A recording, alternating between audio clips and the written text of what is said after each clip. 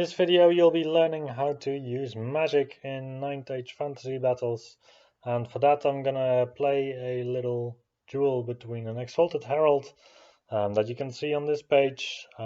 He is a wizard adept and he can select 3 spells normally. That is in the special rules of this guy. So he's basically a bit of a demon, quite a sturdy demon, and he's gonna face off against 3 different wizards. You can see them here in the picture, and the wizards, one of them is going to be a wizard apprentice, one is going to be a wizard adept, and one is going to be a wizard master.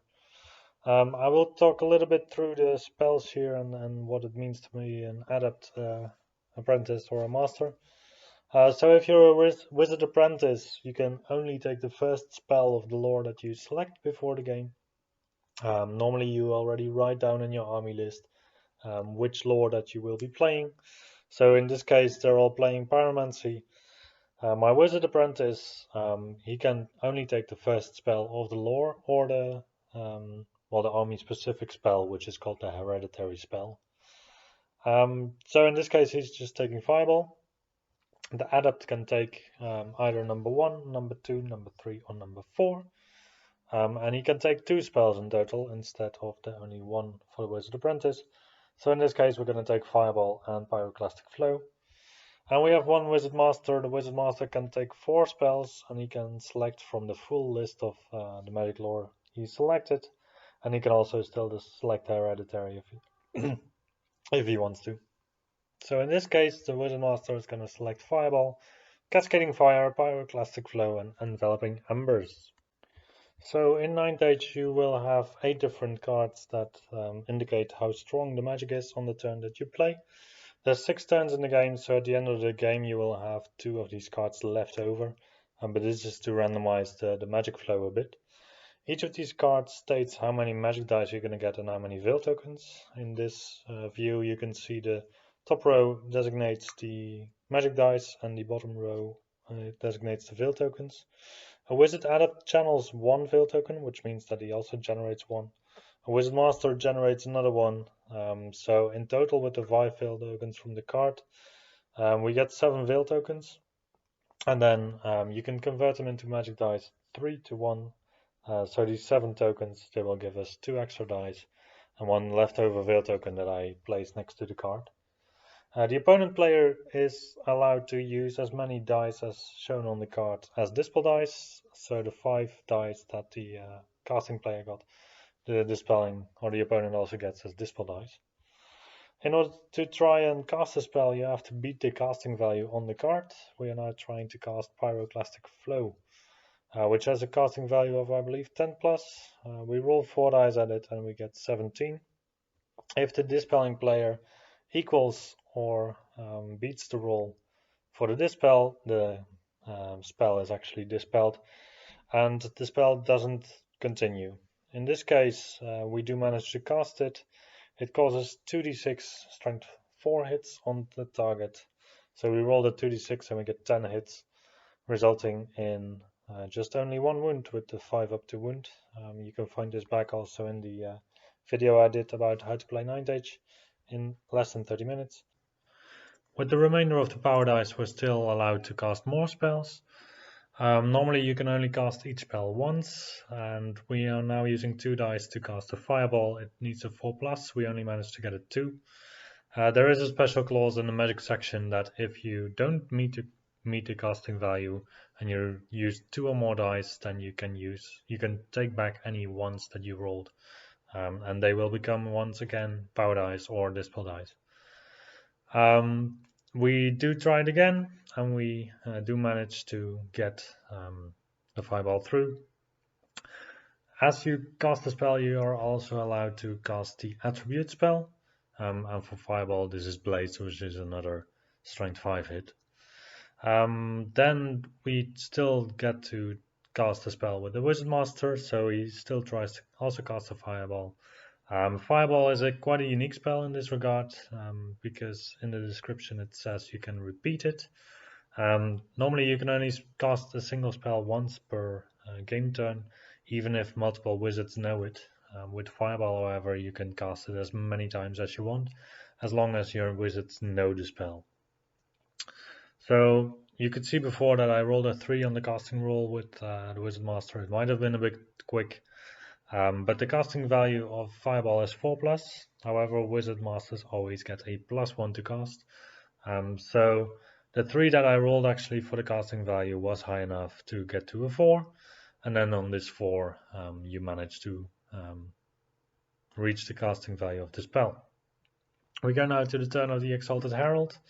He also picks a card. He gets the card that gives him 6 magic dice and 5 fail tokens. He channels 1 himself, so he goes to 6 fail tokens.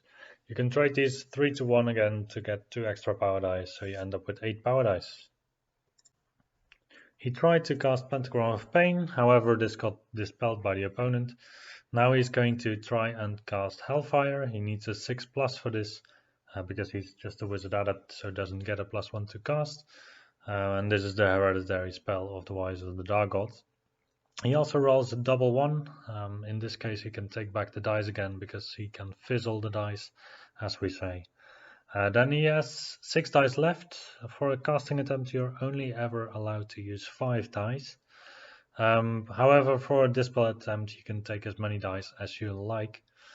So with this he does manage to cast the spell pretty successfully, and then the opponent is not able to dispel the spell. This will result in the wizard on the bottom, the Wizard Master, to receive 2d6 strength 5 hits, and that is probably going to hurt. This is going to result in 9 hits, as we see, and these 9 hits, they actually do manage to kill off the Wizard Master, who only has Resilience 4, so we wound him on a 3+. With the plate armor that he has, he can still save 2 wounds, but he does get 5 wounds, which is way too much for this humble Wizard Master. Then we go to the turn again of the opponent, because we have 1 magic dice left, but we don't have any casting dice left anymore. Here again we get a card that gives us some dice. It's the 4-3, so we get 4 power dice and we get 3 fail tokens. We channel 1 more for the Wizard Adept, and we had 1 remaining from the previous turn. This in total gives us 5 fail tokens. We can change them once again, 3 to 1, convert them into more power dice. So we can take an extra power dice and we can keep 2 fail tokens for the next turn. This gives us 5 power dice in the end. The opponent will have 4 dispel dice. And then we are basically ready to cast. So what we are going to cast is the Pyroclastic Flow. Pyroclastic Flow would deal 2d6 strength 4 hits on the opponent if we manage to get it. We are quite eager to cast this spell, so we'll just go all in and cast it with 5 dice. Any triple that you can get will result in a miscast, so here we have a triple 2. The triple 2, if you cast with a spell with 5 dice, actually you get a +1 on the miscast, so you go to a triple 3. And also the card itself says that you have a +1 on miscast results, so actually the triple 3 becomes a triple 4. If you have any other dice in your roll like the 4 that we have, this does not change it into a quadruple. It's just a modifier on the miscast table, and this is just to explain what is happening here. The miscast table has various effects. A triple 4 would result in us forgetting the spell for the rest of the game. However, the opponent can still dispel the spell. If you dispel the spell, then the miscast effect does not trigger. This is only if the casting attempt is in the end successful. So as the successfully cast spell has been dispelled by our opponent, nothing really happens. We don't have any power dice anymore, and we pass the turn to the opponent. The opponent has the same card, so he also has a 4-3 phase. He does channel 1, and the 3 fail tokens from the card he can transform into 1 magic die. The dispelling player has 4 dice once again. And we also go all in 5 dice to do another Grave Calls on the second wizard. And in this case, well, we have an 18, we have a 20. It's going to be quite a challenge for the opponent to dispel this one. And we actually don't manage to dispel it. So once again, we're going to get a Grave Calls on one of our wizards. This will inflict once again 2d6 strength 5 hits on the humble wizard that only came here to duel with a demon. Yeah, so we get plenty of hits, and also this wizard is gonna go bite dust. It might seem quite unlikely that this demon can take some wounds in this matchup. Normally, I would say that it's a bit more favored in the three wizards, as long as the wizard master can also survive. Then again, pyromancy is also not really meant for beating through armor and Aegis saves. There's different laws with all kinds of different functionalities, and pyromancy is definitely one to take on light armored troops. And it is quite effective at that. However, if you want to use it for something else, like burning quite a well armored demon, to be honest, it's not the best lore to do so.